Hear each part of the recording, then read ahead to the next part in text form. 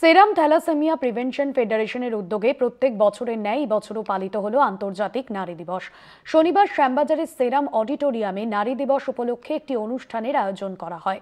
সমাজের বিভিন্ন স্তরের প্রায় 200 জন মহিলা যারা সংগ্রাম করে জীবনযাপন করছেন তাদের এদিন সংবর্ধনা দেওয়া হয়।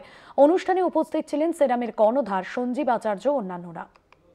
নারী দিবসে অভিনব উদ্যোগ সেরাম থ্যালাসেমিয়া প্রিভেনশন ফেডারেশনের।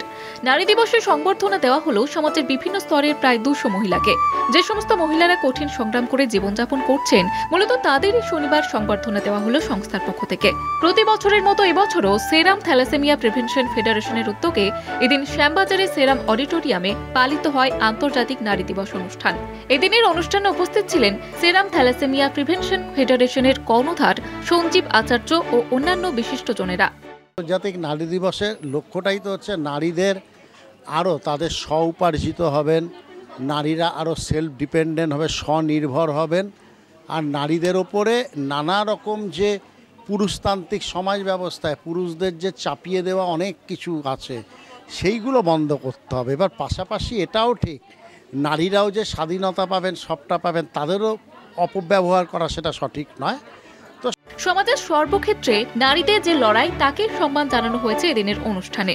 এটা আর 5টা দিনের মতো নয়, এটা মেয়েরা যেন বোঝে, অর্থাৎ তার যে নিরাপত্তা, শুধু নিরাপত্তাই না, তার অর্থনৈতিক স্বাধীনতা, তার সম্মানের জায়গা, তার শরীর, মন, সামাজিক জীবন সব জায়গাতেই সে নিরাপদ যাতে থাকে, সেইটার জন্য কিন্তু লড়াইটা শুধু।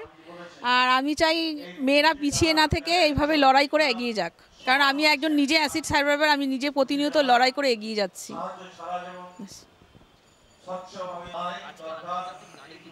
আন্তর্জাতিক নারী দিবসেও বিষণ্ণতার সুর অনুষ্ঠানে হাজির মহিলাদের গলায়।